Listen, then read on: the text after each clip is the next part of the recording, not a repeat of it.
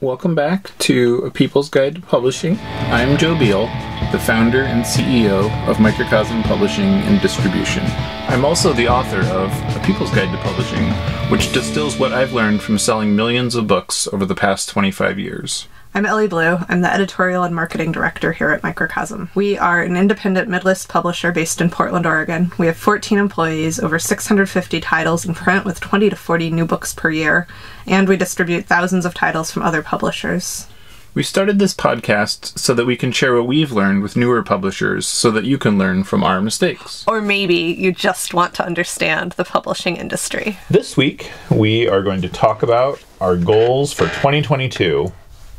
Are you ready?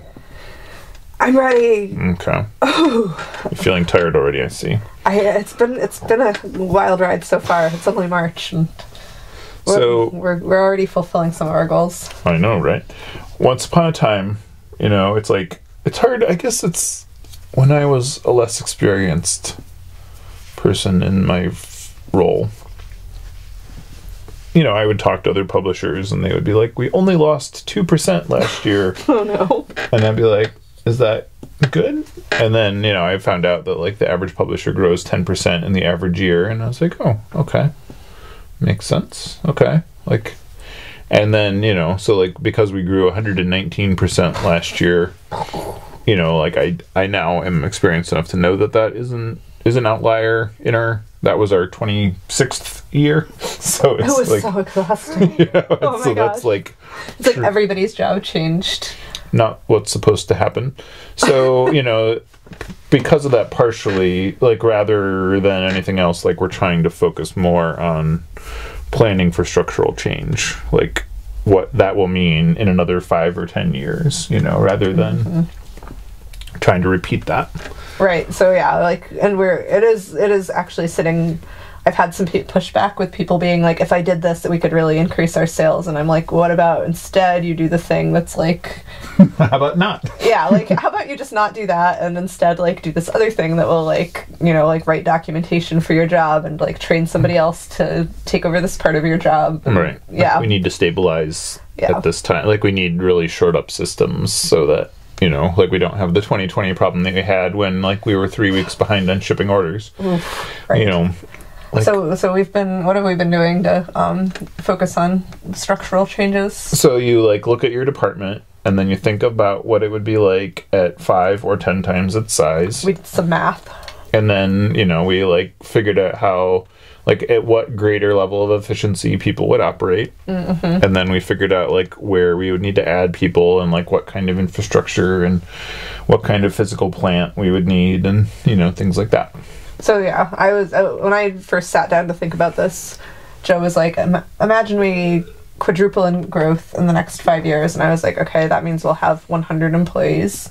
And then Joe was like, no, but everyone will be more efficient. And I think we came at 81 is the number that we're aiming for. Mm-hmm. And then that is very daunting because I'm just like, okay, even just the most simple things like health insurance paperwork, mm-hmm. for that many people. Right. That's that could be its own job. Mm-hmm. It's there's new jobs being created by this. Right, that used to take one person an hour a week and now it's full time. But so things like that, where you have to look at that holistically. Oh, and we made our first org chart, at least first in modern contemporary microcosm history. Mm-hmm. Mm-hmm. There's one now severely outdated in the People's Guide to Publishing book from 4 years ago that felt so grown up then, and I made it for only the marketing department. It was complicated enough. I'm daunted by the task of making it for the whole organization. Mm-hmm. But and now this year we're setting the much more more ambitious goal of 35% growth, which would bring us to 4.5 million. We're, spoiler alert, past on track to exceed that. But that's only through the first 2 months, so we'll see. That there are some more difficult months to exceed from last year where we're really going some giant peak climbing moments. So, but we'll see. It'll probably balance out. We probably won't exceed every single month like we did last year. So in 2021, one of like the very top reason we gave for our success was teamwork amongst our staff, and kind of everybody being on board to help each other and also to like work within the systems and priorities of the company. Not everybody was on board yet in 2021, so our goal for 2022 is 100% buy-in for that. Mm-hmm. And we're not going to have any more star basketball players who never pass. Like we want people to like really see the benefit of that for them and their coworkers, and that's like easier for some people than others, But yeah, and it's like sometimes people that were like more accustomed to a smaller culture. Oh yeah, I mean it's a hard transition. I myself have a hard time making this transition. Right. It's not like some people are behaving badly and others are behaving well. It's more like growing pains. But like it does behoove us all because like the better we work together, the more bonuses everyone gets because of profit sharing. Mm-hmm.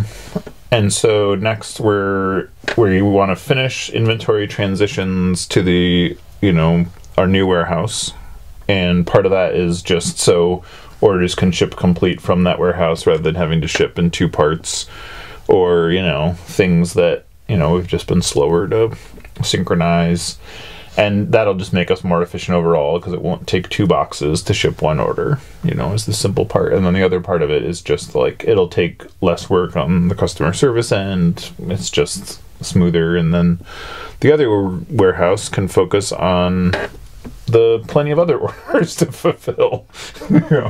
So it's just like helps everybody to have one fewer thing to focus on.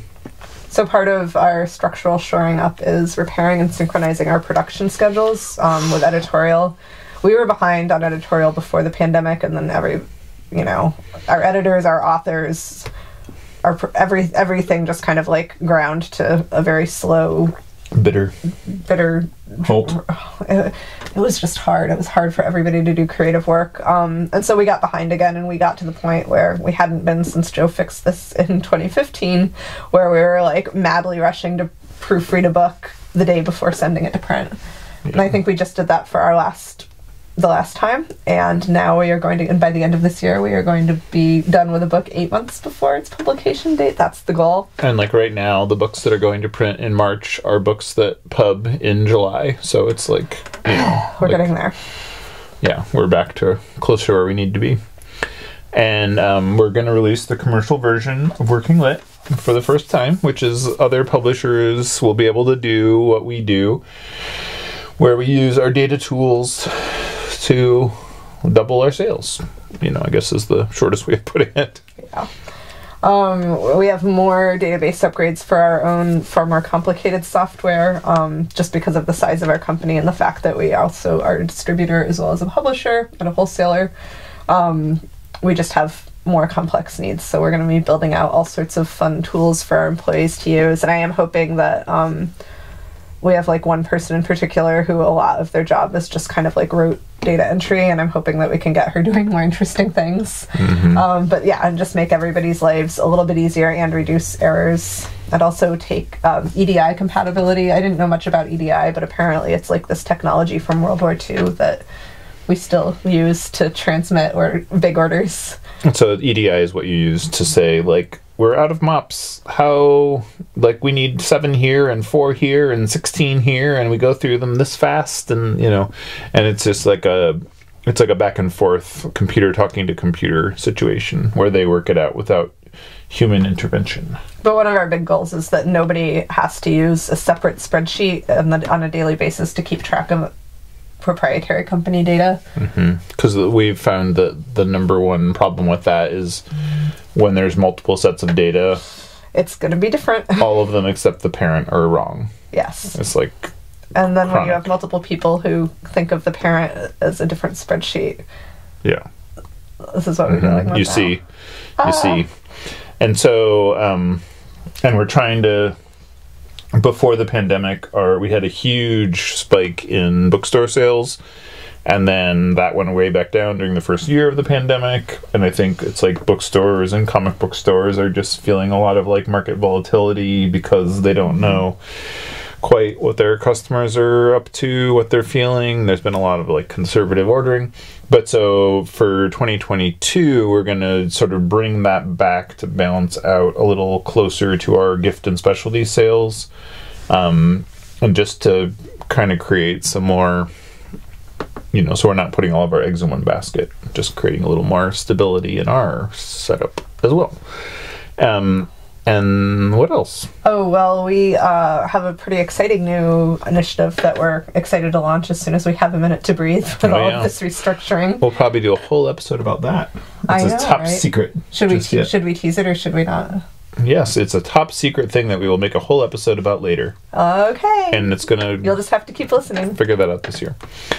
And then we want also, because of, you know, there's so much doom and gloom in publishing, we want to kind of use more to teach and help other publishers be successful through spreading the message of what's working, like through this podcast, for example, and just other stories of like what's working in a time when people just tell me stories of what's not working. Mm-hmm.